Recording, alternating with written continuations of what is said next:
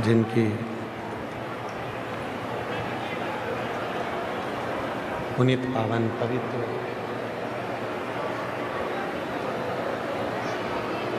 शिव महापुराण की कथा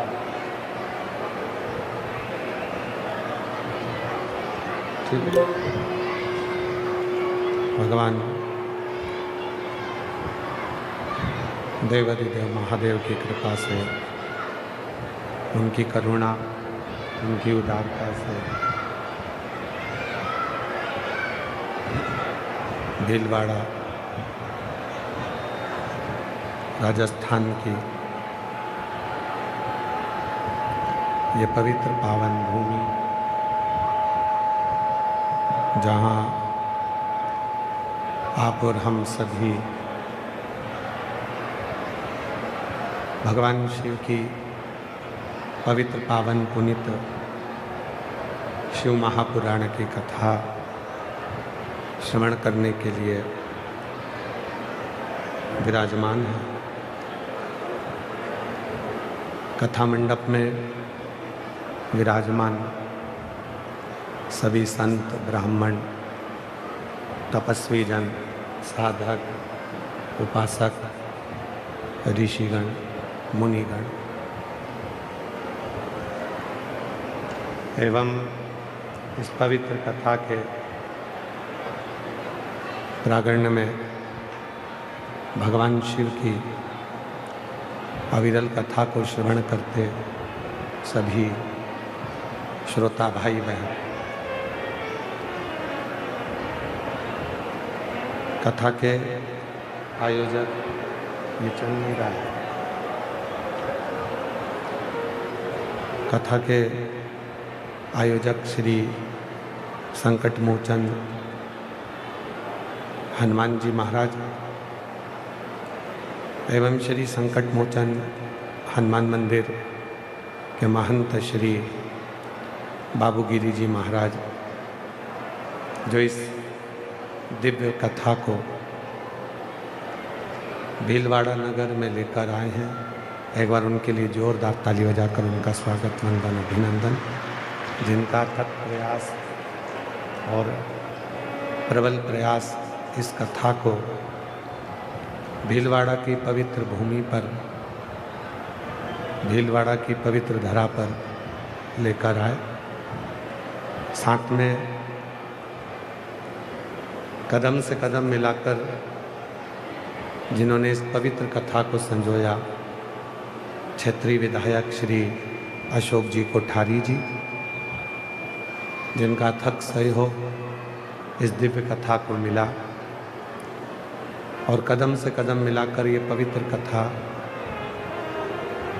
की व्यवस्था में तत्पर रहे। एक बार उनके लिए भी जोरदार ताली बजाकर उनका साधुवाद।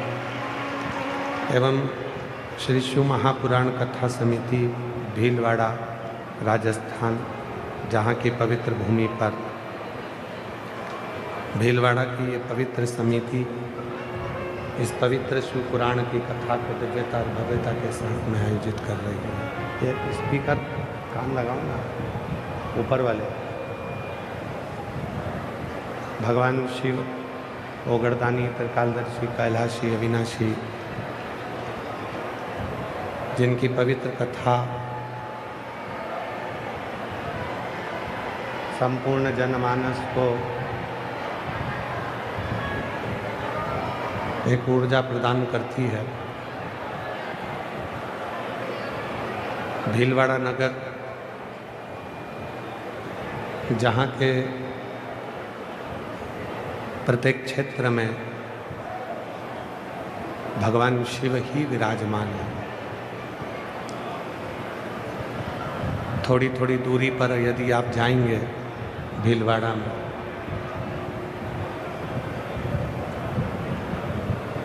कहीं 30 किलोमीटर, कहीं 40 किलोमीटर पर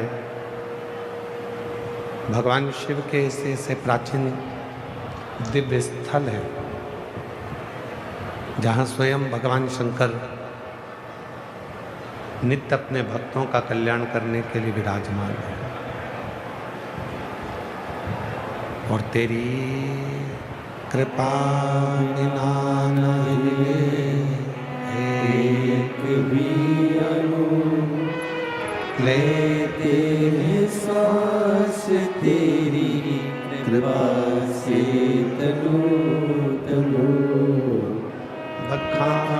जान क्या करूं मैं, राखों के ढेर का चपटी भभूत में खजाना कुबेर का।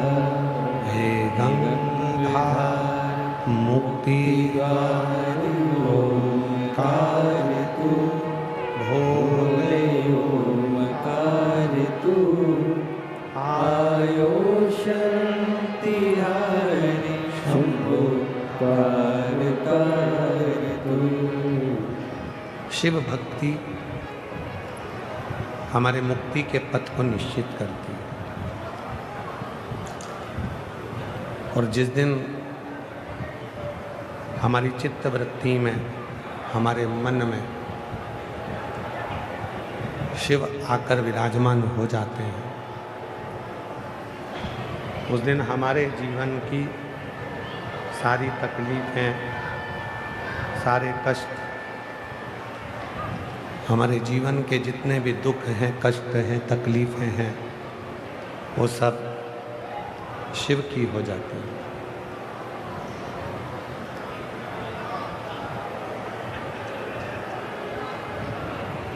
एक लोटा जल लेकर जब हम शिव जी के मंदिर जाते हैं, घर से जल भरकर, पानी भरकर, लोटे में जल लेकर जब हम भगवान शंकर के मंदिर में पहुंचते हैं, शिव को जल चढ़ाने के लिए, भगवान शंकर को जल समर्पित करने के लिए, भरा हुआ पात्र लेकर, लोटा लेकर, भरा हुआ पात्र लेकर, लोटा लेकर, जल लेकर जब हम शंकर जी के मंदिर में पहुंचते हैं और वहाँ जल समर्पित करते हैं, आपका पात्र आप वापिस लेकर आते हैं। कभी विचार करिएगा कि घर से गए तो लोटा भरकर जल लेकर गए, वापिस आए, दो चार बूंद उसमें शिव जी का चढ़ा हुआ जल लेकर आए, थोड़ा सा जल शिव जी का चढ़ा हुआ लेकर आए। मतलब हमारे जीवन का जितना भार था, जो हमारे भीतर भरा हुआ था, आसक्ति हो, अहम हो, तृष्णा हो, मोह हो, जो भी हमारे ज़िंदगी में हमारे भीतर भरा हुआ है, वो सब हमने ले जाकर शिव के ऊपर चढ़ा दिया और उनके चरणों का दो बूंद, एक श्रद्धा, एक विश्वास, ये दोनों चीज़ लेकर अपने घर की ओर आ गए, अपने घर पर।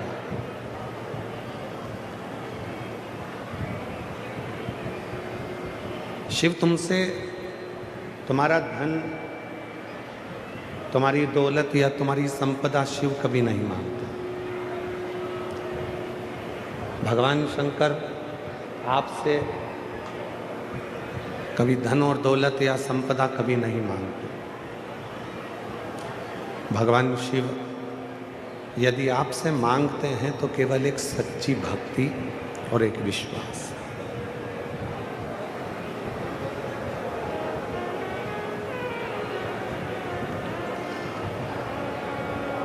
जिसकी जिंदगी में श्रद्धा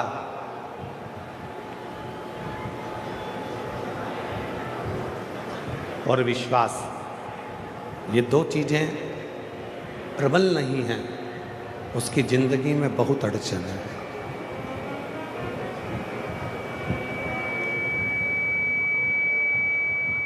वो जीवन में फिर कभी सफल नहीं हो सकता, वो जीवन में कभी सक्सेस नहीं हो सकता, क्योंकि उसके जीवन में ना श्रद्धा है, ना उसके जीवन में विश्वास है।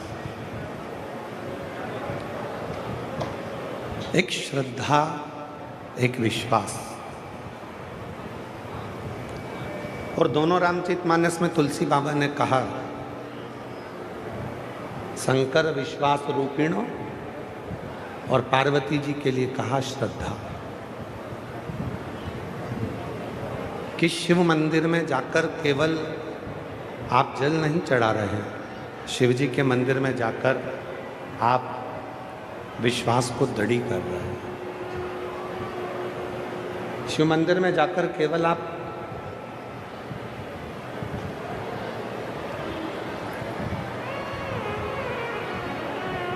आवाजें खोलो भाई, बाहर के पंडालों की आवाजें खोलिए, सब दूर की। भीतर भी आवाज़ कम है तो बाहर भी आवाज़ कम होगी, अंदर भी स्टेज पे आवाज़ कम है तो बाहर की आवाज़ें जितनी भी हैं सब दूर की खोल लीजिए। शिव को हम केवल शिव के पास में जा रहे हैं, भगवान शंकर के नज़दीक जा रहे हैं, शिव जी की शरणागति में जा रहे हैं, भगवान शंकर के पास जा रहे हैं, तो एक विश्वास और एक श्रद्धा, दो चीज़।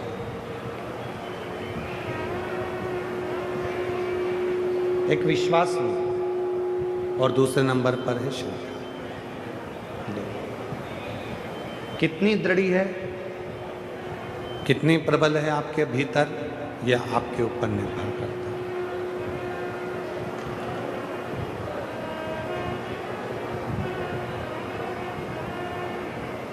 जब हम भगवान शंकर की शरणागति में जाते हैं, भगवान शिव के पास जाते हैं, भगवान शंकर के पास एक लोटा जल समर्पित करने के लिए जाते हैं, तो पूर्ण भरोसा लेकर, पूर्ण श्रद्धा लेकर जाते हैं।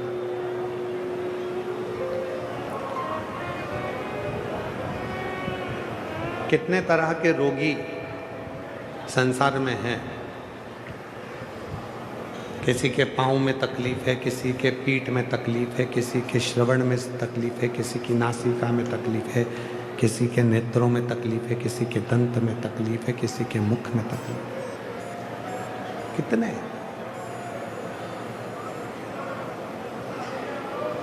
एक नेत्र का रोगी, अरे आवाज खोल दो भाई, उधर पीछे की आवाज खोलो ना पंडालों की। एक नेत्र का रोगी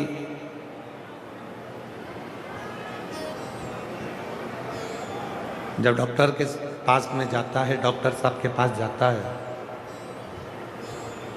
तो वो नेत्र का रोगी डॉक्टर के पास जाकर कहता है, डॉक्टर साहब मेरी आंखों से दिख नहीं रहा, तकलीफ है मेरे नेत्र।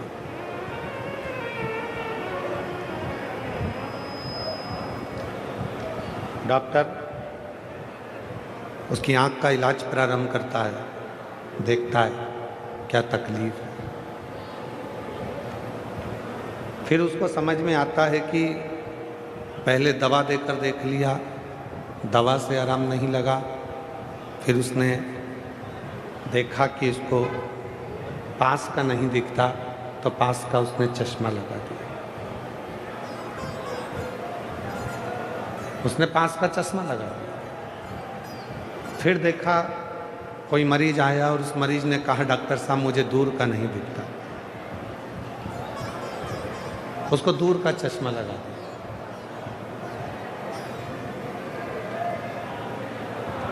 पर कोई कोई मरीज ऐसा होता है कि उसको पास का भी नहीं दिखता और दूर का भी नहीं दिखता, तो डॉक्टर इतना होशियार रहता है कि एक ही चश्मे में 2 गिलास लगाता है। ऊपर से देखोगे तो दूर का दिखेगा और नीचे से देखोगे तो पास का दिखेगा। चश्मा एक ही है, गिलास 2 हैं, कांच 2 हैं, उससे पास का भी दिख रहा है और दूर का भी दिख रहा है। पर अब आज जो कलिकाल चल रहा है, इस कलिकाल में अब चश्मे का काम खत्म हो गया, अब लेंस का काम चालू हो गया। अब डॉक्टर चश्मा नहीं लगाता, लेंस लगा देता है, उस लेंस से तुम्हें अच्छा दिखना प्रारंभ हो जाता है। वो लेंस,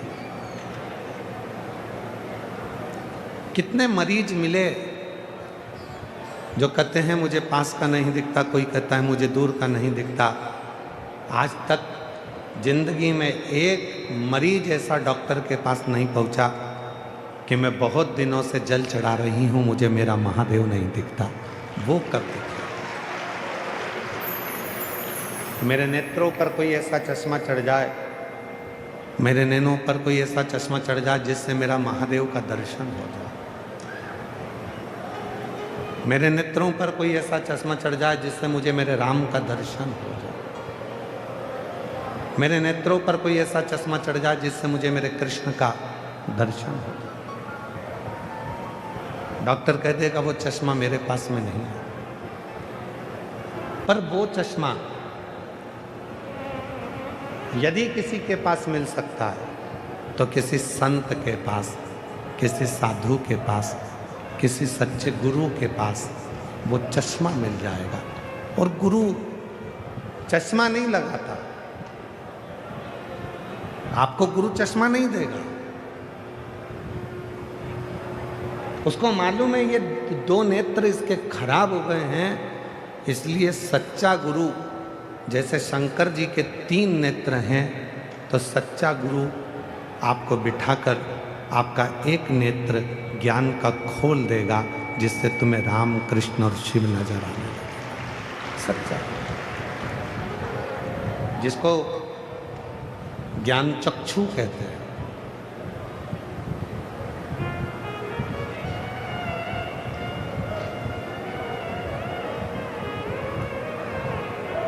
एक ऐसा नेत्र जिसमें सब में समता दिखेगी आपको, एक ऐसा नेत्र जिसमें कोई ऊपर नीचे नजर नहीं आएगा। ब्रह्मा जी के 4 हाथ का दर्शन आप लोग करते हो, भगवान विष्णु के 4 हाथ का दर्शन आप करते हो, पर कभी भी भगवान शंकर की मूर्ति का दर्शन करना तो आपको 4 हाथ का दर्शन नहीं होगा, शिव जी के 2 हाथ का दर्शन होगा।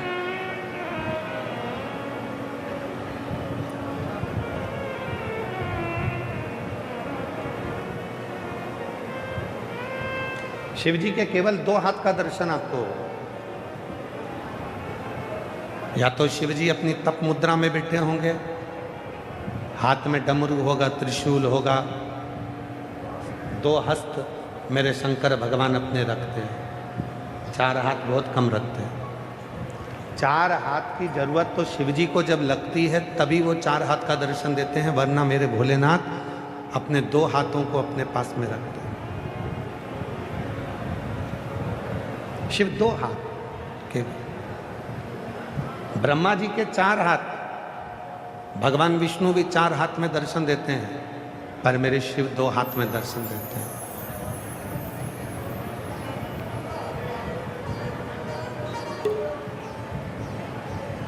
क्यों? किसी ने पूछा कि भगवान शंकर अपने 2 हाथ क्यों रखते हैं, तो शिव जी से माँ पार्वती जी ने भी कहा कि ब्रह्मा जी तो 4 हाथ रखते हैं, भगवान विष्णु 4 हाथ रखते हैं, सब देवता 4 हाथ रखते हैं, आप 2 हाथ रखते हो, क्यों? तो शिव जी ने कहा, मैंने अपने 2 हाथों से एक संपन्न व्यक्ति को पकड़ रखा है और एक प्रपन्न व्यक्ति को पकड़ कर रखा है। और जिसने अपनी जिंदगी में संपन्न और प्रपन्न इन दोनों को पकड़ कर रखा है, उसी ने अपनी जिंदगी को प्रसन्नता में जिंदगी को जीना प्रारंभ किया। पर आज की जो स्थिति है, आज का जो समय है, आज की जो स्थिति है, आज का जो समय है, ये बड़ा विचित्र समय है। आज के समय में व्यक्ति प्रपन्न व्यक्ति को कम पकड़ता है और संपन्न व्यक्ति को ज्यादा पकड़ता है। थोड़ा सा पैसे वाला कोई तुम्हारा रिश्तेदार होगा तो तुम तुरंत उसका गुणगान गाना प्रारंभ कर दोगे। अरे वो जयपुर में वो रहता है ना, जिसका सोने चांदी का काम है, इतना बड़ा काम है, वो हमारा मौसी का छोरा है। अरे वो वहाँ का जो वो है ना मंत्री, वो हमारे काका जी का लड़का है।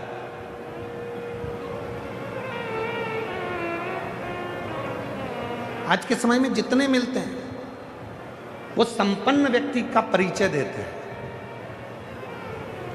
आज तक एक व्यक्ति नहीं मिला जिंदगी में कि जो प्रपन्न व्यक्ति का परिचय दे रहा हो, गरीब का परिचय दे रहा हो, जिसके पास धन नहीं है उसका परिचय दे रहा हो, जिसके पास संपदा नहीं है उसका परिचय दे रहा हो, जिसके पास दौलत नहीं है उसका परिचय दे रहा हो, जो सब्जी का ठेला लगा रहा है उसका परिचय दे रहा हो, जो पान की दुकान लगा रहा है उसका परिचय दे रहा हो, जो कबाड़े का काम कर रहा है उसका परिचय दे रहा हो, जो रोड पे बैठकर थोड़ा सा कपड़े का व्यापार कर रहा है उसका परिचय दे रहा हो।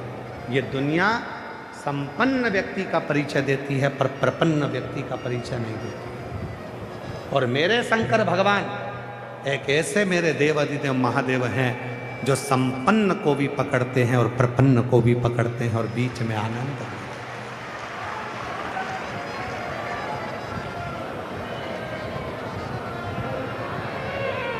शिव यदि लंका के राजा रावण का गुरु बनते हैं, शंकर भगवान यदि लंका के राजा रावण को सोने की लंका देते हैं तो भस्मासुर को भी भस्म होने का आशीर्वाद देते हैं।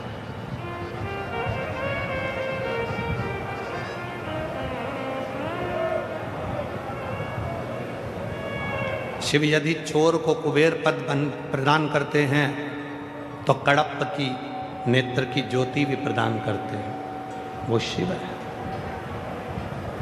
उनके पास संपन्न और प्रपन्न दोनों ही बराबर,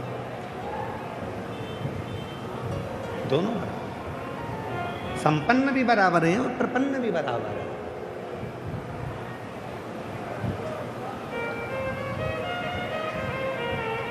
तेरे लाखों दीवाने बड़े से बड़े, तेरे चरणों में कंकड़ माटी से पड़े। करोड़पति है तो भी शिव के लिए वो कंकर है, और गरीब है तो भी शिव के लिए वो कंकर है। शिव के लिए कोई बड़ा छोटा नहीं है। और मेरी जीजियों बहुत सावधानी से सुनिएगा कथा को। जयपुर में जब कथा कही थी और उसके बाद में आरणी यवतमाल में जो कथा कही थी, तो आरणी यवतमाल में कथा में कहा था शिव जी को चांदी के लोटे का जल जितना प्रिय नहीं है। सुनी थी कथा आप लोगों ने? किस किस ने सुनी थी? हाथ उठाओ जरा। आप सबको बताया था शिव को जितना चांदी के लोटे का जल प्रिय नहीं है, शिव को जितना सोने के लोटे का जल प्रिय नहीं है, शिव को जितना कांसे के लोटे का जल प्रिय नहीं है, शिव को जितना हीरे और चांदी के लोटे का जल प्रिय नहीं है, शिव को उतना तांबे के लोटे का जल प्रिय है, क्योंकि शिव ने ही उस तांबे को वर प्रदान किया।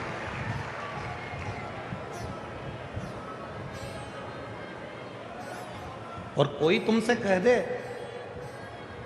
कोई तुमसे आकर कह दे कि शंकर जी को चांदी का लोटे का जल ही प्रिय है, तो समझ लेना पक्का मूर्ख बना रही है। चांदी का लोटा इसको चाहिए इसलिए कह रहा है, शंकर को नहीं चाहिए। शंकर तो तुम्हारा लोटा कभी देखता ही नहीं है। शिव तो ये देखता है। लोटा का मतलब जानते हो आप लोग? जम के बोलो जरा, जम के तो बोलो। लोटा का मतलब जानते हो क्या? कलश। लोटा का मतलब होता है, हम कहते हैं सारी समस्या का हल एक लोटा जल। हमने ये नहीं कहा कि एक कलश जल, हमने लोटा जल। लोटा मतलब जिसके दरवाजे पर तुम जो लेकर जा रही हो वही लोटा कर वापिस दे दे, तो समझ लो कि लोटा लेकर गई थी और लोटा भर कर लेकर।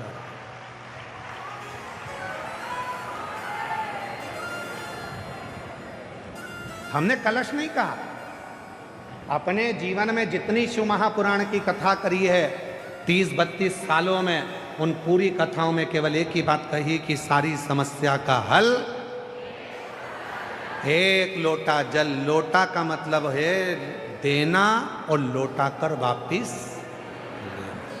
दिया, लोटा कर ला।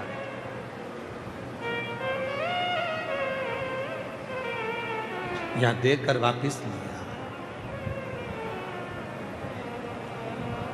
चांदी प्रिय नहीं, सोना प्रिय नहीं, हीरा प्रिय नहीं, तुम्हारा करोड़ों का धन प्रिय नहीं।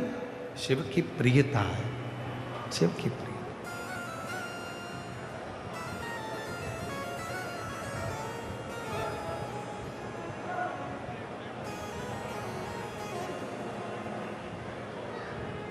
शिव की प्रिय। कहाँ से लाऊं गंगा, कहाँ से लाऊं यमुना। एक व्यक्ति कह रहा था कि शिव जी को प्रसन्न करना है तो गंगा का जल होना जरूरी है, शिव जी को प्रसन्न करना है तो यमुना का जल होना जरूरी है। शिव महापुराण की उमा संहिता कहती है अगर तुम्हारे भाव शुद्ध है तो तुम्हारे घर का जल जैसे ही शिव को चढ़ता है वैसे ही वो गंगा जल बन जाता है, यमुना जल बन जाता है। कहाँ से लाऊं गंगा, कहाँ से लाऊं यमुना। कहाँ से लाऊं सरयू आपार पड़ी रे। ओ भोले तेरी सेवा हमसे ना बनी रे। ओ भोले तेरी सेवा हमसे ना बनी रे। कहाँ से लाऊं लड्डू, कहाँ से लाऊं पेड़ा, कहाँ से लाऊं लड्डू, कहाँ से लाऊं पेड़ा। कहाँ से लाऊं बर्फी वो शक्कर चढ़ी रे। कहाँ से लाऊं बर्फी वो शक्कर जड़ी रे। भोले तेरी सेवा हमसे ना बनी रे। ओ भोले तेरी सेवा हमसे ना बनी रे। हमारे पास गंगा का जल नहीं है, कोई कहे गंगा का जल तो बहुत जरूरी है, इसके बिना तो शिव जी की पूजन हो ही नहीं सकती, तो कह देना जिस देव अधिदेव महादेव की मैं पूजन कर रही हूँ उसके मस्तक पर गंगा है, जैसे ही जल चढ़ाऊंगी मेरा जल भी गंगा जल बन जाएगा। उसको छू के उसका स्पर्श कर, उसको छुएगा और वो गंगा जल बन जाएगा।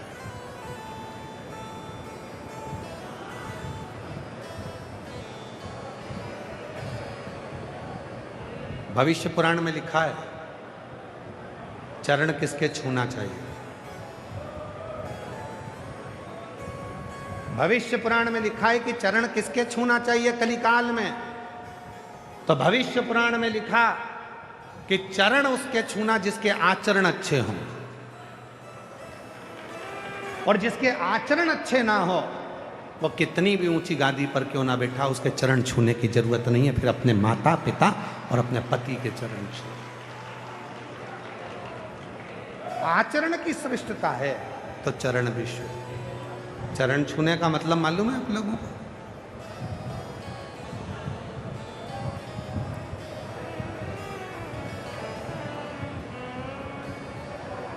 चरण छूने का मतलब है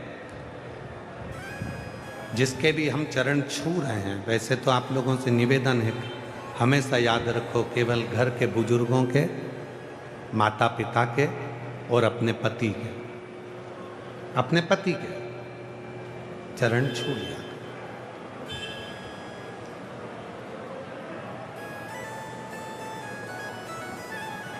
और हमारा पतियों से भी निवेदन है, तुम क्यों हंस रही हो? हम तो कुछ बोले ही नहीं। मेरा पतियों से भी निवेदन है कभी बन सके हम ये नहीं करें कि तुम अपनी पत्नी के चरण छुओ, पर इतना सा निवेदन है इसका दिल छूने का प्रयास जरूर करना। ये मेरी जितनी जीजियां हैं ना, ये मेरी जितनी बहनें हैं, ओ मेरे जीजा, ये मेरी जितनी जीजियां हैं ना, इनका दिल बड़ा साफ। तुम भले चरण मत छुओ पर इनका दिल जरूर छुओ, इनका हृदय जरूर, कि इसके भी मन में थोड़ी चोट पहुंचती होगी, इसके भी दिल में कुछ ना कुछ तो होगा। कभी तो एकांत में बैठकर उससे पूछा करो कि तू उदास क्यों रहती है, तू चुप क्यों रहती है, क्या बुरा लग गया तुझको, क्या तकलीफ है तुझको। कभी तो दिल छूने का प्रयास करो। और ये कथा सियोर वाला महाराज अपने मन से नहीं कह रहा, ये कथा शिव महापुराण से कह रहा है। चंचुला देवी एकदम चुप होकर बैठी थी, मौन होकर बैठी थी। तो पार्वती जी ने जाकर पूछा था कि मेरे पति को ये पसंद नहीं कि तुम चुप रहो।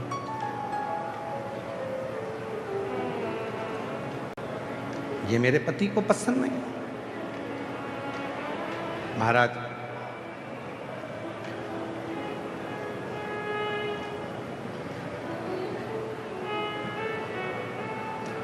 दिन भर मुंह फुलाकर, भगोने जैसा मुंह बनाकर घर में बैठी रहो तो ये किसको पसंद आए? प्रसन्न रहिए। तुम्हारे चेहरे पर जितनी प्रसन्नता होगी, हम तो यहां तक कहते हैं कि तुम्हारे ऊपर कितना भी कर्जा हो जाए, सारी बैंकों का लोन तुम्हारे ऊपर हो जाए, तुम्हारी जमीन जायदाद भी अगर गिरवे में है और तुम्हारा सोना भी गिरवे में है, तो भी तुम्हारे चेहरे की प्रसन्नता खत्म नहीं होना चाहिए। मुस्कुराकर चलो, एक दिन कर्जा अपने आप चुकेगा। मुस्कुराकर तो चलो, चेहरा तो खुश रखो। अगर रोज रोते रहोगे रोते रहोगे रोते रहोगे रोते रहोगे तो रोने से कोई काम नहीं चलेगा। प्रसन्न रहो। दुख है, प्रसन्न होगा। बड़ी बीमारी आ गई, कोई रोग आ गया, कोई तकलीफ आ गई, मिटेगा। थोड़ा खुश तो रहो, प्रसन्न तो रहो। एक पत्र है, उस पत्र में एक बहन ने पत्र में कितनी जोरदार बात लिखी, जरा पढ़िएगा।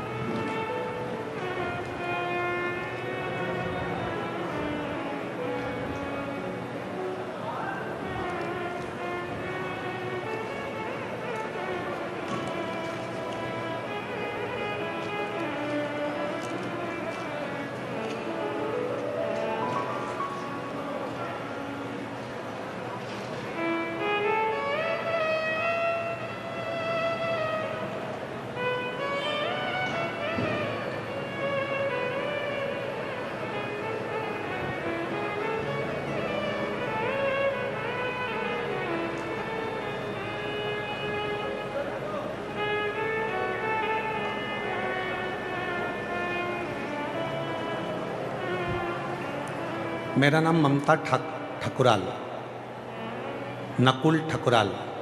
मेरा मोबाइल नंबर ये है। गुरुदेव, कोटि कोटि प्रणाम करती हूँ।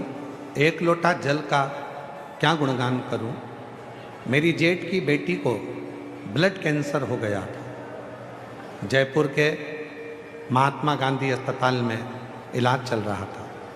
कैंसर लास्ट स्टेज पर था और 13 दिन से वेंटिलेटर पर डॉक्टरों ने डाल दिया था। डॉक्टरों ने कह दिया था घर ले जाओ। पत्र एलईडी पर चल रहा है, आप लोग पढ़ सकते हैं। नहीं चल रहा? एलईडी वालों से निवेदन है, बार बार नहीं कहना पड़े, आप लोग इसको टच करो ना, जिससे ये पत्र वहाँ चले। रोज रोज एक ही बात थोड़ी ना कहेंगे हम।